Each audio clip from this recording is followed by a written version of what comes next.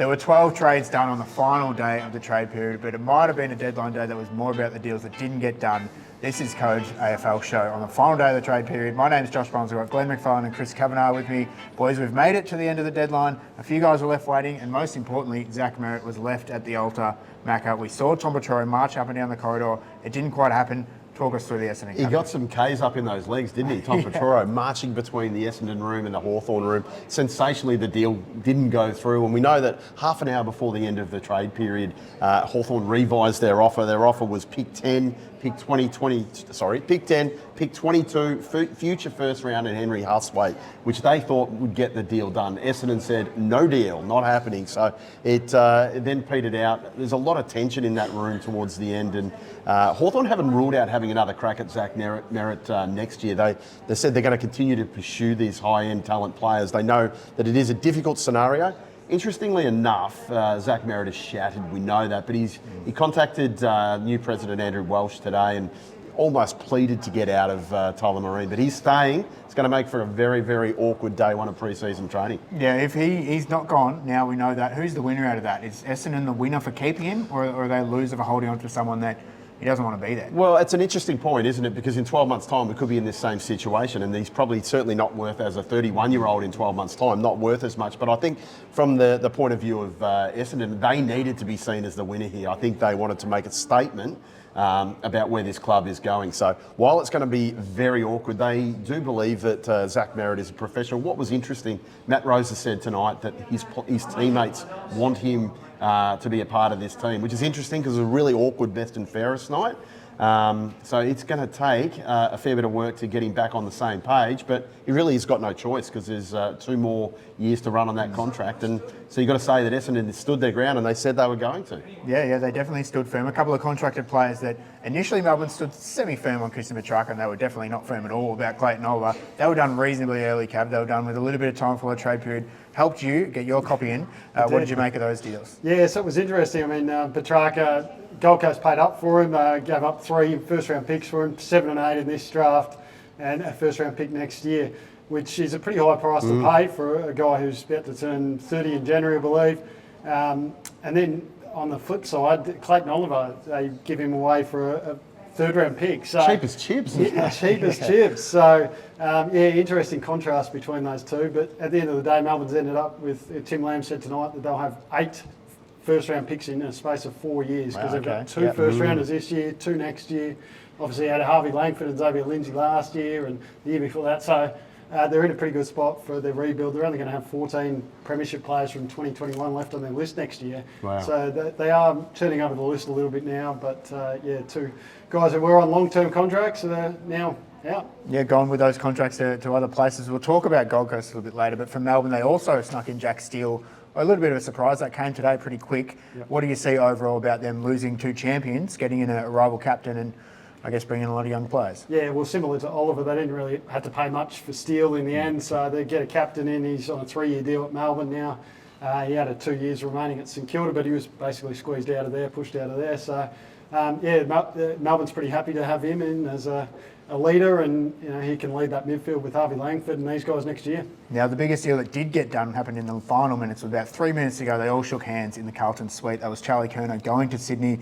It'll look funny, him in red and white colours next year. The deal was 3 first-rounders. Sydney's this year, next year, and the year after, Macca. 3 seconds came back, and Will Hayward also goes to Carlton as part of that deal. It's a monster trade.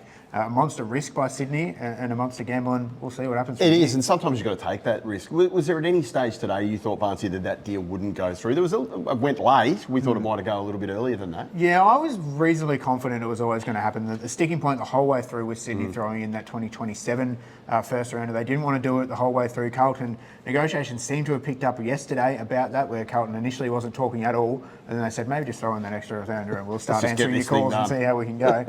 You could tell definitely at about 7:15, Paul Connors and Robbie Durazio, who managed Charlie Curnow, went into the Carlton box. Always a good Connors sign. got on the phone and handed the phone straight to Nick Austin, and I think that was probably Sydney and Carlton really getting down to the nuts and bolts. 10 minutes later, they were all clapping in there. Well, that's always a good sign where Tom Petro was locked in discussion with Hawthorn, trying to work out how we can get this deal done. And the Connors team strode through here very happy with the way. And and poor Tom went out the other way. He was had to break the bad news to Zach Merrett. Yeah, it was really an insane trade period for Carlton. So they lose Charlie Curnow, they got Will Hayward, they got Ollie Florent earlier in the day in a separate deal from Sydney. They brought in Campbell Chesser, Liam Reedy. It was a huge, busy trade period. What do you think, Kath? Are they worse without Charlie Curnow? Is that obvious, or can they sort of mend it around the edges? Well, so Charlie Curnow kicked 32 goals last year, leading goal kicker. Harry Mackay was next best with 22. So can Harry Mackay shoulder the load there in the forward line next year? Because he's going to have to. Michael Voss is entering his 5th season next year, already under pressure. Big year. Doesn't have Charlie now. New team, big year. It makes a difference. So yes, you get in Ollie Florent, you get in Hayward, you bring back Jagger Smith, you get a couple of more draft picks in, but they're still a little way back, aren't they, from what they were this year even? Yeah, they've really retooled on the front though. They have got runners in. That's what they wanted. They wanted kickers. I guess they've done that, Macca. But Michael Voss, he has to play finals next year to survive. I think that's pretty clear. Are they going to play finals? Chris Davies said they're going to be better next year than this year, they think, after this trade period. But they lost probably their best player. I'm not certain that they're going to be better. It's going to be interesting because sometimes it takes, with a whole lot of new guys coming into a team, it takes a while to sort of bed that system down. So I love the fact that Michael Voss has been aggressive with his language and his messaging. Since the best and fairest and the like there, he's gonna go out swinging. Whatever happens, he's gonna have a crack. So they're going to be in the mix. It's very hard to see who goes in and who. There's a couple of teams on the outside who might go in. It's you can't fit 8. You can't fit about 12 into 8, can you? It's impossible. Yeah, it's hard to see them being better than Sydney. No, and they're a team that's exactly. going Sydney got a possibility, I think, to jump. It sounds strange, but they could leap to top 4. Yeah. If their best players and their midfield guns really, have a reasonable season with their bodies. I think with Charlie Curnow there, not sure the SCG completely suits Charlie in that sense, but he could, if his body's right. He had 3 operations, as we remember, throughout the past 12 months. So if his body's right, he's going to be a really good player for them. Vossi only said 6 weeks ago that Charlie, they weren't going to answer calls on Charlie, didn't they? It's funny how it changes, Cam. It changes quickly, but I think it sets them a fair way back. I struggle to see how they make finals next year. And you're the draft expert, Cav, so that's 3 first-rounders handed over for a guy, as you said, Macca, that has wonky knees. He hasn't played a lot of games in a lot of his seasons. What kind of risk is that, and is it worth it for a team that thinks this can vault them straight back into premiership contention? Yeah, well, I guess the first-rounders we're talking about aren't what you would normally expect first-rounders to be, because this draft is so compromised. Next year will be the same. Tassie coming in after that. Yeah, so that's a lot of compromising the Tassie one, that's for sure. There's a lot of compromised drafts coming up. I think Sydney had to pay up in the end. They did. Yep, we'll move on to the winners and losers. We always love it in the trade period. Hard to grade, really, but we'll do it anyway. Macca, who is your winner? Well, I thought St Kilda, they held their nerve on Rowan Marshall. I know one person who doesn't agree, Lecalier. Yeah, Lex got some issues with the St Kilda Football Club, and I think let's hope he didn't buy any real estate, from that. That was really tough, and it was Ross was quite defensive in regard to Ross Lyon was quite defensive with your questioning, Barnesy, about their situation there. I just think with St Kilda, what they've been able to do is bring in talent. They haven't been able to do that for a long, long time. So they've been able to bring in some high-end talent. Everything's got to work for them to be right. I'm not certain they'll play finals, but the fact that they've been able to keep Rowan Marshall, I think, is really important. Ross is going to work now. He said Corey Enright's one of the great minds in football, and he's trying to work out how that 2-ruck scenario could work. So I think that's. I think the fact that they're able to keep Marshall was a real bonus. So I think in the end, you've got to say that they've been winners. They held firm. When Gubby told me about 3 months ago that they would not trade Rowan Marshall, I'm not sure that I believed him, but he was right. Yeah. What about you, Cav? Yeah, so Gold Coast for mine, I reckon they've ended up pretty well. So Christian Petrarca comes in, Jamari Ugle-Hagan comes in for pick 74. They have paid nothing for him. That's pretty good. They've lost Sam Flanders, Connor Butterick, Braden Fiorini, Malcolm Roses Jr. So not too much, more fringy players out the door. And at the same time, they've retained their draft points. So they came into the trade period with 3,849 draft points.